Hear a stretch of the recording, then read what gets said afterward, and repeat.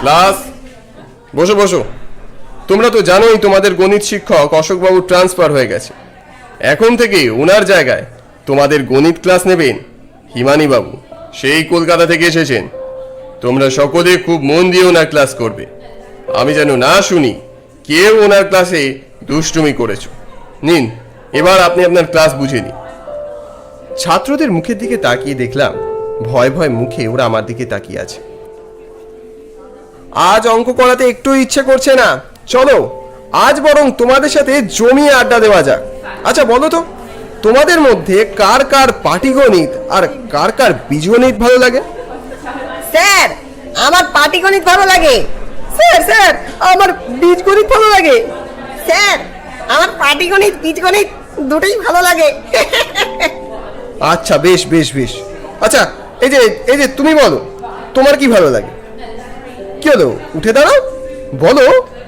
এই কি হয়েছে গোর? ওর নাম অয়ন স্যার। ওর বাবাকে 3 দিন হলো খুঁজে পাওয়া যাচ্ছে না। আমাদের গ্রামে তো এই চুপ চুপ চুপ, বাড়িতে বলেছে না এসব নিয়ে না কথা বলতে। কি না বলতে বলেছে তোমাদের? কিছু না স্যার। আচ্ছা বেশ, এবার একটা ভালো অঙ্ক দিচ্ছি, চলো দেখি যে করতে পারবে তাকে আমি একটা সুন্দর উপহার দেব। আমাদের নতুন স্যারকে দেখেছেন তো? ক্লাসের মধ্যে কিরকম বন্ধুদের মতো গল্প করছে। হ্যাঁ, সে তো দেখলামই। এইরকম কিছুদিন চললে ছাত্ররা আর কেউই তাকে স্যার বলে মানবে না। কলকাতার মানুষ আলাদাই তার ব্যাপার স্যাপার। ধীরেন বাবু, পাশের গ্রামের ঘটনা শুনেছেন তো? ব্যাপারটা যে অলৌকিক সেটা বিশ্বাস করতে মন চাইছে না, কিন্তু এই বিশ্বাস না করেও যে উপায় নেই। নমস্কার, আমি হিমানী সামন্ত। আজই আমার এখানে প্রথম দিন। আচ্ছা এখন উঠি, আমার আবার পরপর 2টো ক্লাস আছে। থাকার কোনো ব্যবস্থা হলো? হ্যাঁ, ওই স্কুলের কোয়ার্টারে, মানে ওই বাঁশবাগানের রাস্তা। একাই থাকছো? হ্যাঁ, মানে ওই বাড়িতে এমন কেউ নেই যে এত দূরে এসে আমার সাথে থাকে আর কি। একটা কথা বলি, মাথায় রেখো। রাতের বেলা যখন তখন ঘরের বাইরে দরকারে বেদরকারে বেরিও না। কেন? না, সেরকম কিছু নয়। আসলে ওদিকের পরিবেশটা রাতে ভালো নয়, তাই বললাম আর কি। বিপিনবাবু খাতা হাতে টিচার্স রুম ছেড়ে বেরিয়ে গেলেন। ব্যাপারটা ঠিক আমার কাছে স্পষ্ট হলো না। অংশুমান, কেমন আছিস? আমেরিকার খবর সব ঠিকঠাক তো? আমাকে কিন্তু জানাস। অনেকদিন তোর সাথে যোগাযোগ করব করেও করা হচ্ছে না, তাই এই মেল। আমাদের এদিকে সবাই ভালো। স্কুলের চাকরির সূত্রে আমি এই ঝাড়গ্রামের ছোট্ট এক গ্রাম বাঁশবাদিতে এসেছি কয়েকদিন হলো। এই গ্রাম্য পরিবেশ আমার মন্দ লাগছে না। এখানে দিনের আলো নিভে আসার সাথে সাথে রাস্তাঘাট একেবারে শুনশান ফাঁকা হয়ে যায়। সকালে স্কুল থাকলে সময়টা কেটে গেলেও সন্ধ্যের পরে আর সময় কাটতে চায় না। তাই ভাবলাম কয়েকটা ছাত্রকে পড়ালে কীরকম হয়। যেমন ভাবা তেমন কাজ। তবে এই কোয়ার্টারের পাশেই এই বাঁশবাগানের জন্য সন্ধ্যের পর ওরা কেউ আসতে চায় না ভয়। তাই প্রথম দিকে বেশ কয়েকজন এলেও এখন সেই সংখ্যা অনেক কমে এসেছে। যত তাড়াতাড়ি সম্ভব পড়াশোনা শেষ করে আমেরিকা থেকে বাড়ি ফের। তোর সাথে অনেক আড্ডা দেওয়ার আছে। তোর প্রিয় হিমু। প্রশ্নটা লেখ। 25 দিনে 15 জন লোক যদি একটা বাড়ি সম্পূর্ণ তৈরি করতে পারে, তাহলে 5 জন লোক তা কত দিনে শেষ করবে? কিরে, আজ তোরা মাত্র 4 জন এলি, বাকিরা কোথায়? ওরা কেউ পড়তে আসে না স্যার। রাতের বেলা বাড়ি থেকে ওদের কেউ ছাড়ে না। এই বাঁশবাগানের রাস্তাটা মোটে ভালো নয় স্যার। ধ্যাৎ, যত সব তোদের মন গড়া গল্প। আমি রোজ যাই আসি, কই আমার তো কোনো অসুবিধা হয় না। সব হচ্ছে তোদের ওই অঙ্ক কষার ভয়। এইসব অজুহাত কিন্তু আমার কাছে চলবে না। না স্যার, বিশ্বাস করুন, এখানে এই গ্রামে সবাই জানে। ঠিক আছে, এই যা। এখন আবার লোডশেডিং হলো। দাঁড়া, আমি মোমবাতিটা নিয়ে আসি। এই এক জ্বালা হয়েছে, যখন তখন কারেন্ট যায়। মোমটা জ্বালাতেই হঠাৎ চোখে পড়ল পশ্চিমের খোলা জানলাটার দিকে। কে কে কে ওখানে কে? ওরে বাবা রে স্যার, ওটা ভূত স্যার, ভূত। বলেছিলাম না ওই বাচ্চাটার মধ্যে ভূত আছে। এই চুপ চুপ। কে না কে গেল অমনি ভূত করে চিৎকার করছিস? এখন তাড়াতাড়ি অঙ্কটা শেষ কর, নইলে ভূত নয় আমি তোমাদের মজা দেখাবো। ওরা চলে গেলে ফের ওই জানলাটার দিকে চোখ গেল আমার। অন্ধকারে মনের মধ্যে একটা অস্বস্তি দানা বাঁধল। মনে হলো জানলার ওপাশে সত্যি কেউ যেন দাঁড়িয়ে আছে, কিন্তু তাকে আমি চোখে দেখতে পাচ্ছি না। কৌতূহলী মনে একবার ঘরের বাইরে বেরিয়ে এলাম। টর্চের আলোয় যতটুকু দেখা গেল, সামনে শুধু ঘন লতা পাতার জঙ্গল। টর্চের তীব্র আলো গিয়ে পড়েছে গাছের ডালে। ওদিকে ওটা কি? চারদিক তন্ন তন্ন করে খুঁজেও কোনো কারোর অস্তিত্ব খুঁজে পেলুম না। তবে কি এ আমার মনেরই ভুল? স্বস্তির শ্বাস ফেলে ঘরে ঢুকতেই হঠাৎ ব্ল্যাকবোর্ডের দিকে চোখ গেল আমার। বিষাক্ত রাতের বিভৎস সব পথ চেয়ে বসে আছে মৃত্যু সমাপন। আর মাত্র অপেক্ষার দুপ্রহর, এ পথেই আসবে সে সমন। কে কে লিখলো এসব? তবে কি আমাকে কেউ বা কারা ভয় দেখাতে চাইছে? কিন্তু কিন্তু কেন? তারা তারা কি চায়? হ্যালো বন্ধুরা, যারা যারা আমাদের আগামী গল্পগুলোর আপডেটস পেতে চাও এবং আমাদের সাথে জুড়ে থাকতে চাও, তারা আমাদের অফিসিয়াল ইনস্টাগ্রামে আজই ফলো করতে পারো। লিংক দেওয়া আছে এই গল্পের ডেসক্রিপশনে। আর হ্যাঁ, গল্পটা কেমন লাগছে আমাদের জানাতে ভুলো না কিন্তু। টাটা। পরদিন রবিবার, স্কুলের ছুটি। তার আগে আজ একবার হেড স্যার নিত্যানন্দবাবুর বাড়ি স্কুলেরই কিছু কাজে যেতেই হবে।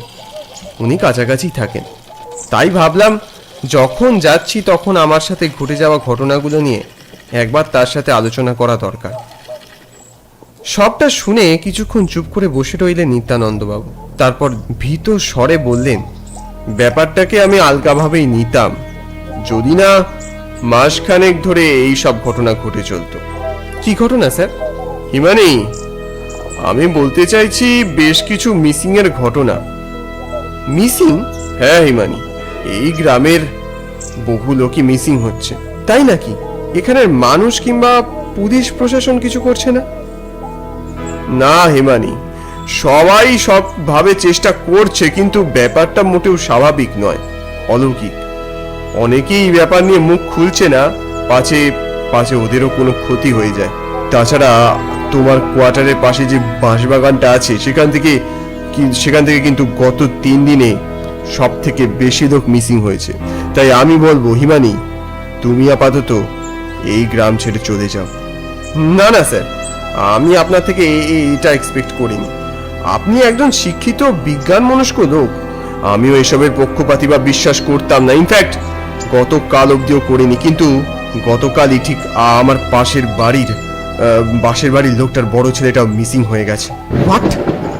হ্যাঁ হিমানি, তুমি এখন বাড়ি যাওয়া আর সাবধানে থেকো, আর দেখো তুমি কি করবে। এত রাতে আবার কি এলো? এত রাতে কি দরজা খোলা উচিত হবে? কে? উপাস থেকে কোনো সাড়া পেলাম না। কি মুশকিল? কে তা বলছেন না কেন? আমি, দয়া করে দরজাটা খুলুন। বুঝলুম দরজার ওপাশে কোনো এক বয়স্ক ভদ্রলোক শীতে কাঁপতে কাঁপতে কথাগুলো বলছে। রাতে হয়তো আশ্রয়ের আশাতে এখানে এসেছে, অতএব দরজা না খোলার কোনো প্রশ্ন নেই। আলো জ্বালতে গিয়ে দেখলাম কারেন্ট আসেনি। অগত্যা লণ্ঠন হাতেই দরজা খুলতেই দেখলাম দরজার কোণ ঘেঁষে দাঁড়িয়ে আছে এক শীর্ণকায় ব্যক্তি। তার মানে আমার অনুমান সঠিক। ফ্যাঁসফ্যাঁসের স্বরে উনি বললেন, একটু ভেতরে আসতে পারি বাবা? আসলে রাতে ভালো চোখে দেখি না, তার উপর পথ ভুল করে অন্ধকারে এমন ধাক্কা খেয়েছি। লোকটার কাছে এগিয়ে আসতেই একটা ভ্যাপসা পচা দুর্গন্ধ নাকে ঠেকল। ওর মুখের দিকে তাকিয়ে চমকে উঠলাম। কুঞ্চিত চামড়ার প্রাণহীন ফ্যাকাশে মুখ, মরা মাছের মতো দুটো চোখ, অদ্ভুত সম্মোহিত দৃষ্টি তার। ভিতরে আসুন, ভিতরে আসুন। আপনার মাথায় অনেক গভীর আঘাত, আপনার চিকিৎসার প্রয়োজন। এ আঘাত আমার নিত্যদিনের সঙ্গী হে বাবা, চিকিৎসা করে লাভ নেই। আচ্ছা, তাহলে কিছু খাবারের ব্যবস্থা করি। আপনি তো মনে হয় বহুদিনের অভুক্ত। লোকটা আমার দিকে অদ্ভুতভাবে তাকিয়ে রিনরিনের গলায় বললেন, ঠিক কোন খাবারে আমার ক্ষুধা নিবৃত্তি হয় তা কি তোমার জানা আছে বাবা? তার থেকে বরং তুমি ঘুমিয়ে পড়ো। এরপর আমি কখন যে ঘুমিয়ে পড়লাম তার আর খেয়াল নেই। যখন চোখ খুললাম তখন পূর্ণিমার চাঁদের আলো জানলার ফাঁক দিয়ে এসে আমার সারা শরীর আলোকিত করে তুলেছে। তার মানে এখনো রাত কাটেনি। বিছানায় শুয়ে শুয়ে সারা শরীর এই মাঘের শীতেও যেন ঘামে ভিজে গেছে, গলা শুকিয়ে কাঠ। ঘোরের মধ্যে হঠাৎই খেয়াল হলো আমায় কে যেন সর্বশক্তি দিয়ে আষ্টে পৃষ্ঠে চেপে ধরে রেখেছে। আমি ঘাড় ঘোরাতেই আমার সারা শরীরে ঠান্ডা স্রোত বয়ে গেল। একটা হাড় সর্বস্ব কঙ্কাল দেহের সাথে বায়ু নিরুদ্ধ করে আমার সারা শরীর চেপে রেখেছে। ওর প্রবল শক্তিতে আমি নড়াচড়ার ক্ষমতা হারিয়েছি। আমি সেই মুহূর্তে অনুভব করলাম সত্যি হয়তো আমি কোনো বড় বিপদের মাঝে ফেঁসে গেছি। আমি নিজের শরীরকে যতটা সম্ভব কুঞ্চিত করে কোনো মতে কঙ্কালের হাত থেকে বেরিয়ে এলাম। তারপর সময়ের তোয়াক্কা না করে হাতের সামনে যা পেলাম গুছিয়ে নিয়ে সোজা ছুট দিলাম মেন রোডের উদ্দেশ্যে। ঘুটঘুটে অন্ধকারে এই ঘন শীতের রাতে কাছে দূরে ত্রিসীমানায় কাউকে চোখে পড়লো না। পরিমরি করে সাইকেলটা নিয়ে মেন রোডে উঠতেই বেহায়া সাইকেলটার চেনটা পড়ে গেল। এখন উপায় কি করবো আমি? কোনো মতে চেনটাকে ঠিক করতে বসলাম। আমার হাত পা কাঁপছে। এখান থেকে আরো অনেক দূর আমাকে পৌঁছতে হবে। এদিকে তো শুধু ধুধু মাঠ, অন্যদিকে জঙ্গল। লোকজনের দেখা নেই। এদিকে তেষ্টা আমার গলা শুকিয়ে কাঠ হয়ে এলো। পথ হারিয়েছেন বুঝি? আমি ঘাড় ঘুরিয়ে দেখলাম আপাদ মস্তক চাদর মুড়ি দিয়ে একজন দাঁড়িয়ে আছে। হ্যাঁ, কলকাতায় যাবার বাস বা গাড়ি কি কিছু পাওয়া যাবে? আমায় যেতে হবে। না না, এখন বাস বা গাড়ি কোথায় পাবে? তবে ও পাশে একটা ফেরিঘাট আছে। কপাল ভালো থাকলে প্রথম ফেরিটা পেয়ে যেতে পারেন। রাস্তা চেনেন তো? আগে না। আসুন আমার সঙ্গে। কিন্তু আপনি কে বলুন তো? এত রাতে এখানে কি করছে? চারদিকে যে গভীর জঙ্গল। লোকটা এবার বিকট হেসে ঘুরে দাঁড়ালো আমার দিকে। ওর শরীর থেকে খসে পড়লো চাদরের আবরণ। ওর বিভৎস বিকট রূপ এবার আমার সামনে বেরিয়ে এলো। ওকে চিনতে কোনো ভুল হলো না। কি ও যে ওই লোকটা! বাঁচাও! আমি উল্টো দিকে প্রাণপণে ছুটতে লাগলাম। সে আমাকে অনুসরণ করে ওর লম্বা দু হাত দিয়ে আমায় টেনে নিয়ে যেতে থাকলো। আমি প্রাণপণে ছুটতে চাইলাম, কিন্তু পারলাম কোথায়। হাতের হাড়গুলো আমার টিপে ধরেছে। ক্রমশ জ্ঞান হারিয়ে ফেললাম আমি। অজ্ঞান হবার আগের মুহূর্তে কানে এলো মৃদু গুঞ্জন। আবছা চোখে দেখলাম মশাল হাতে কারা যেন এগিয়ে এলো আমার দিকে। চারদিকে খুব চেঁচামেচির শব্দ হলো। আমি সেসবে কিছুই বুঝতে পারলাম না। আগুনের লেলিহান শিকায় আমি নিজেকে হারিয়ে ফেললাম। এখন কেমন লাগছে? আপনাদের যে কি বলে ধন্যবাদ দেবো বুঝতে পারছি না। মশাল হাতে লোকজন দেখে আমি ভেবেছিলাম আমাকে হয়তো আজ জ্যান্ত জ্বালানোর মতলব করছে কেউ। আমাকে মৃত্যুর মুখ থেকে ফিরিয়ে আনার জন্য অনেক অনেক ধন্যবাদ। আরে কি বলছেন নতুন মাস্টার মশাই? আপনাকে রক্ষা করা আমাদের কর্তব্য। আপনার কথা নিত্যানন্দ বাবু আমাদের বললেন, আমরাও তৈরি ছিলাম সেই মতো। ও আসলে মানুষ নয়, একটা দুষ্ট আত্মা। ওর বেঁচে থাকার কথাই নয়, কারণ আমরাই ওকে মেরেছি। আপনারা? আজ থেকে প্রায় 20 বছর আগে এই গ্রামে এক কুখ্যাত লোকের বাস ছিল, যোগেশ্বর। চুরি, ডাকাতি, মারামারি, এমনকি খুন অবধি করতে ওর হাত কাঁপতো না। তার জ্বালায় অতিষ্ঠ ছিল গ্রামবাসী। একদিন সুখের 10 বছরের মেয়েটাকে খুঁজে পাওয়া যাচ্ছিল না। 5 দিন পর পুলিশ ওই বাঁশ বাগানের কাছেই ওর রক্তমাখা মৃতদেহ খুঁজে পেয়েছিল। কাজটা যে ওই লোকটার সে বিষয়ে কোনো দ্বিমত ছিল না। যোগুকে গাছতলায় ধরে উদম মারা হয়েছিল। রাতের দিকে যোগু মারা গেল। গাছে বাঁধা অবস্থাতেই পড়েছিল ওর লাশ। তারপর গভীর রাতে কেউ একজন বাঁশ বাগানে ফেলে এসেছিল তাকে। সৎকার করেনি কেউ। পরে শেয়াল কুকুরে টেনে টেনে খেয়েছিল ওর শরীর। ওর পাপের ওটাই ছিল যোগ্য শাস্তি। তাই ওর আত্মার শান্তি হয়নি।